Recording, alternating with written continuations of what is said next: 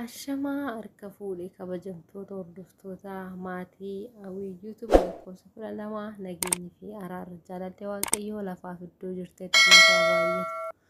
Kabajamtoota hordoftoota maatii YouTube chaanaalii kiyyaa warroonni chaanaala kiyyaaf maatii taatan baga nagaan dhuftan isiniin jedha. Warroonni chaanaala kiyyaaf haarawaa taatan immoo subscribe gochuudhaan maatii YouTube chaanaalii kiyyaa ta'a isiniin jedha. Akkasumas viidiyoo kana ilaaltanii yoo xumurtan yoo ta'e yaada jajjabinaas yoo ta'e qeeqaas yoo ta'e koomentii irratti naaf kaa'isaniin jedha. Mirgi koomentii eeggamaadha. Akkasumas viidiyoo kana daawwatanii yoo xumurtan laayik gochuu hin dagatinaa isiniin jedha. Kabajamtoota hordoftoota koo guyyaa irraa kana mata duree irratti akkuma argitanii duraan dursinee oomisha tokko yookiin immoo dibata tokko rifeensa keenya dibachuudhaan duratti eenyummaa oomisha sanaa beekuu qabna. Akkasumas immoo rifeensi keenyas kutaa qaba. Kutaa rifeensa keenyaa beekuu qabna jechuudha. Yoo kana ta'e fayyadamaa taana, yoo kana hin taane garuu miidhamaa taana jechuudha.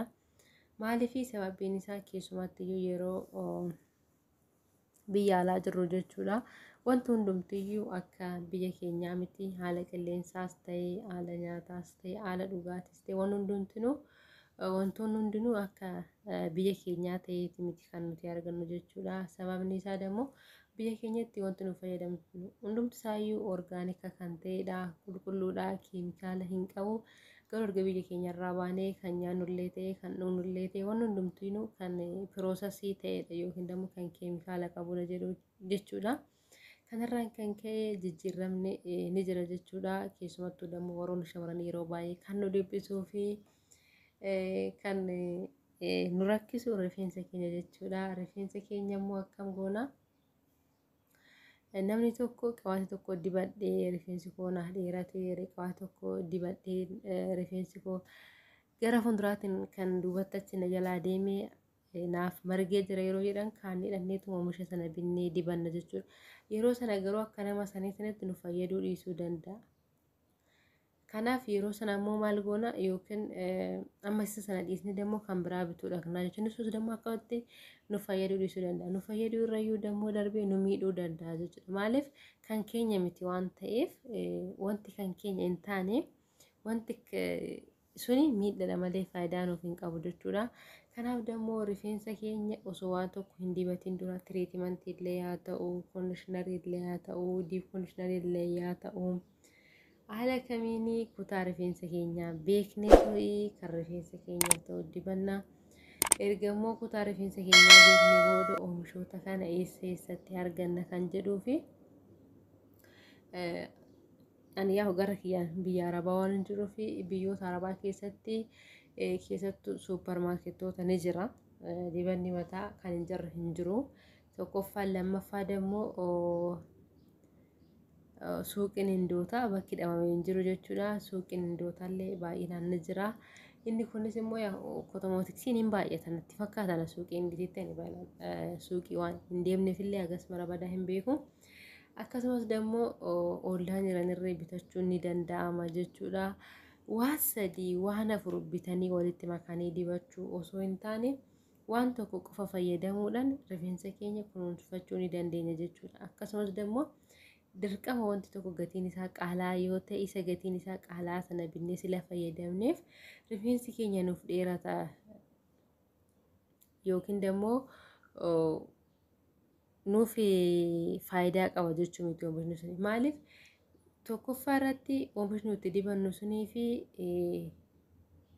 akkaataa itti fayyadama keenyaa sun sirriidha kan jedhuu fi beekuu qabna.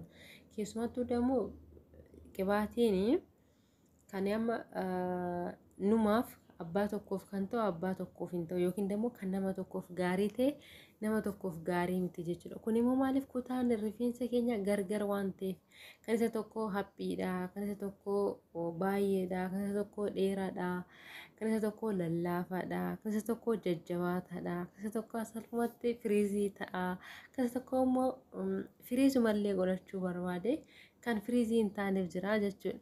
Akkasuma qibaatiin illee jechuudha. Inni kun waan ijaan mul'atudha. Akkasumatti ilaallee beekuu dandeenya jechuudha. Inni biraa immoo kutaa rifeensa keenya haala kamiin beekuu dandeenya?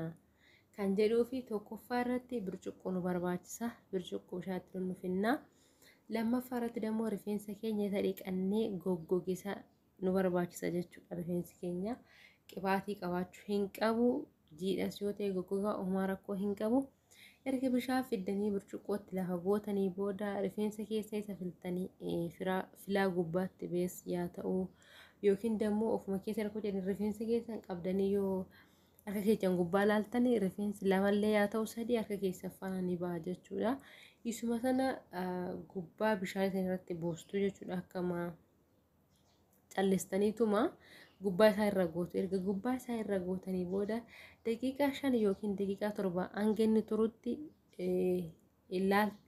in sochoostan jechuudha. Iddoodhuma sana taa'uu qaba, sochoo hin qabu burcuqqoon kuni.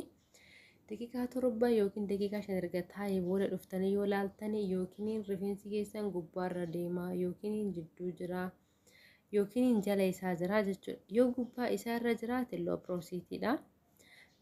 Yoo jidduu isaa jiraate immoo medium proceedidha. Yommuu burcuqqoo jala isaatti gadi bu'ee high proceedidha jechuudha. Kanaaf haala kanaan haala salphaa ta'een mana keenya keessatti taayippii rifeensa keenya beekuu ni danda'ama. Akkasumas guyyaa irraa kanaaf ani kan hin qabadhee dhufe yookiin immoo kanan isin fayyada jedhee fidee dhufe isa kana yaa ta'u malee rifeensi kutaa hedduu jira. B1 jira, B2 jira, 4C jira. Garuu baay'inaan rifeensi biyya keenya low porosity, high porosity, low porosity, high porosity, medium porosity fi 4C dha jechuudha. Isaan kana keessaa immoo isa kamtu nama rakkisa yoo jettani low porosity dha. Low porosity baay'ee nama rakkisa. Treatmentii nama barbaanne dibachuu hin dandeenyu. Qibaatillee nuuf fudhatu. Medium porosity oomaan jedhu. Medium porosity dibata kan low porosity kan high porosity fayyadamuu ni danda'a.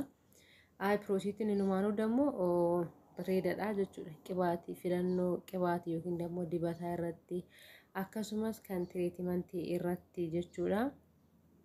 Kanaafuu haala saniin rifeensa keenya chaatii isaa beenne taayippingii isaatiin yaa fayyadamnu isiniin jedha durboochee. Yoo akka kana ta'e fayyadamaa taana yoo akka kana hin taane garuu baay'ee tokko miidhamaa taana. Keessumattuu yeroo baay'ee intarneetii karaa deddeebi'ee wanti ani argu yookiin immoo ofii kiyyaafis fayyadame ofii kiyyaa namni irratti dabalataan isinii qooduu barbaadu. Aloe yookiin immoo reetii jechuudha arginsa. Lammaffaan immoo castor oilidha jechuudha. Castor oil yookiin immoo qibaatii qobboo yaa glozet jedhan sana afaan Amaaraatiin.